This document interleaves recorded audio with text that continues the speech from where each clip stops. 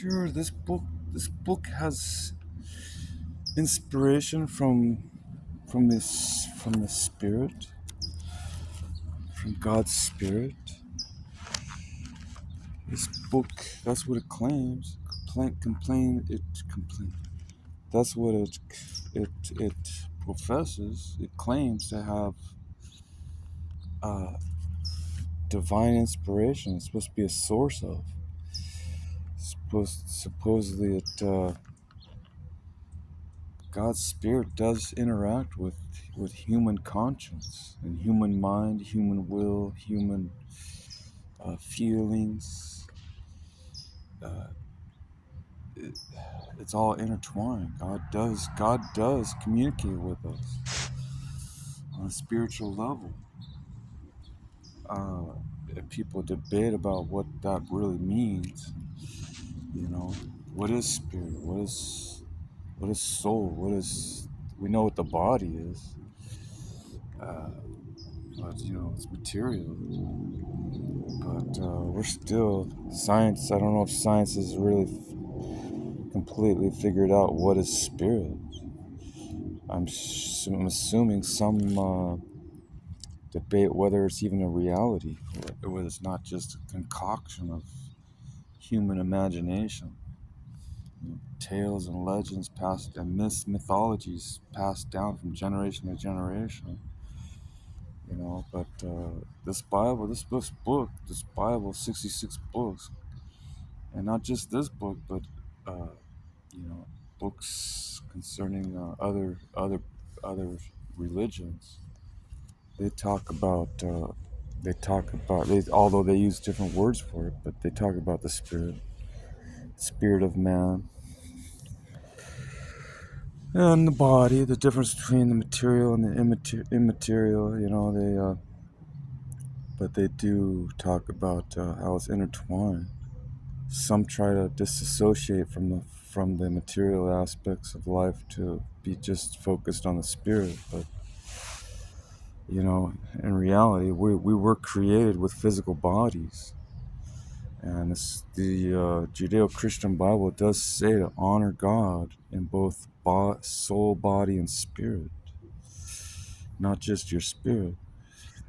And that's where the Gnostics got in kind of trouble with their beliefs, because they said that all matter was evil. And the only thing that was good was that that immaterial part of you, that non-physical part of aspect of our lives. So they try to disassociate from all cravings, all desires, and try to find Brahman or whatever it is that they're trying to look for. Where you completely disassociate from yourself. And but we're made. If you believe in creation, if you believe that we're created by God, these this material is skin and flesh and bones and blood, has a purpose. It doesn't. It's not non-purposeful.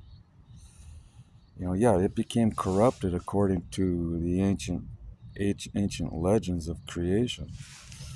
Something was introduced into the original design, and it corrupted it. And we see that all the time, though, in reality, and even in our modern time, we see something that's produced somewhat pretty pure, when it comes to chemicals, like in factories. And speaking of science, they'll try to create a pure, unadulterated batch of whatever it is they're making in a laboratory. But they have to be very careful not to have it contaminated. Those chemicals, they can get contaminated with the air molecules that have bacteria or dirt in them, and you know uh, they have to be careful not to pollute the formula that they've created. So they try to keep it contained, and the best they can from the outside elements.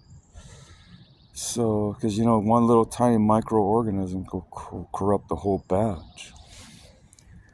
So they try to keep purity is always strived for, even in science. And they try to keep it from being contaminated. In the same way, in the original creation was pure. It was created in a laboratory, so to speak. It was created in life was created in a place called Eden, somewhere on the earth.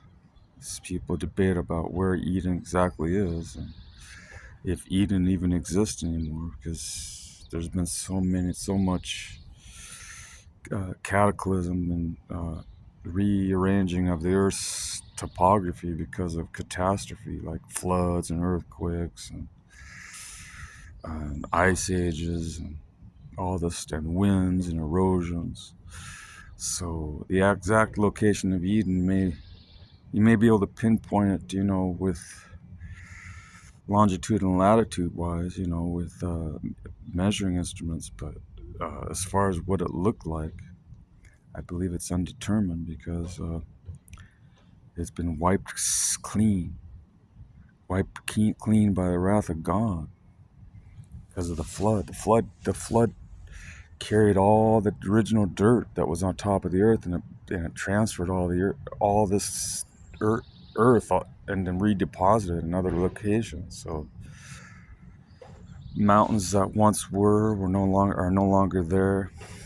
Uh, Certain land masses are no longer on top of the water like they were. They're sunk, or or the water's still covering from the way that the after the flood, talks about even the water after the water's drained off the continents.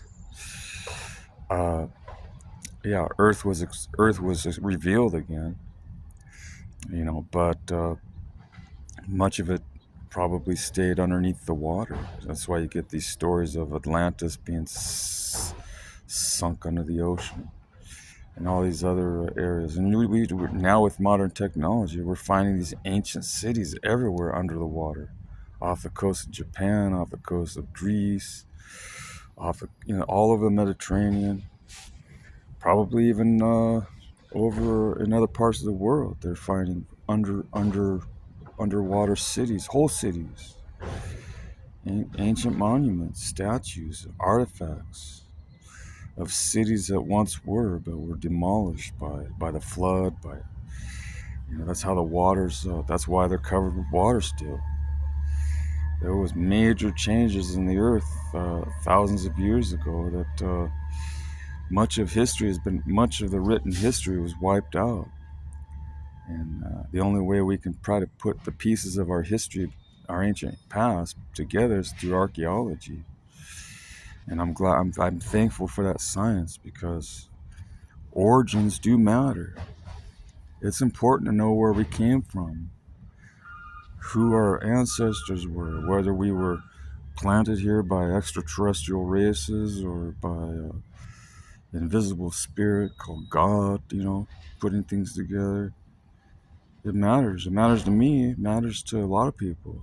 Some people don't really, it's insignificant to them because they're just living for the now, for the here and now. And they don't really consider the ancient past. They consider the past a little bit, but the past is important, even though it may be tarnished and maybe it's dirty, maybe some of it's embarrassing. Our history, some of it's, but history is truth, and it's throughout the Bible.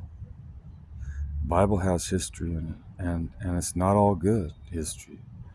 Some of it's bad history. And even in our country, or wherever you live in the world, whatever your country is, everyone's got bad history. Everyone has skeletons in their closet.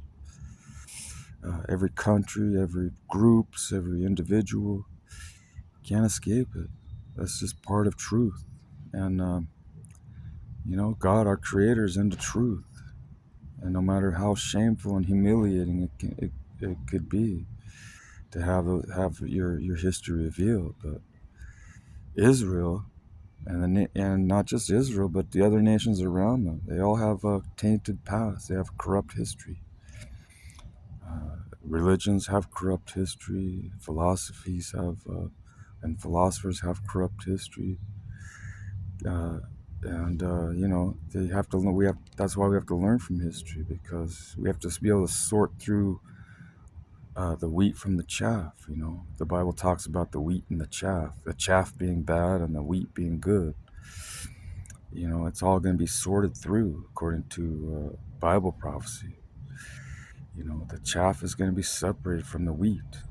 The wheat will be brought into the barn, but the chaff's going to be, destroyed. The chaff is. But now we can use. I mean, technically, that doesn't really work out practically. It worked out practically in ancient times as an illustration, but now, because of modern science, we can use probably chaff as a byproduct for something else. That's how we are. We're pretty resourceful, and we try to recycle everything and use everything, not let anything go to waste, which is part of our, evolutionary development. We try to improve on everything. We try to be better stewards. Of the earth. We try to be better stewards of our time. We try to be of our lives in general. We try to be better stewards now. Some cultures, they're into stewardship, but they have a different take on it, or traditions. A lot of it's traditions, how they're raised. If they're raised with certain mentality, if that's all they know, that's all they know. But I think every culture still values life. Life of animals, life of people. Life of all things, not just living things, but even even trees. Trees are living. Trees are living. All plants are living. It's they're similar to, but it's not. It's slightly different. There's similarities, but everything should be valued. So I'm kind of with the Hindus on that. The Hinduism teaches that all life is sacred, even the animals.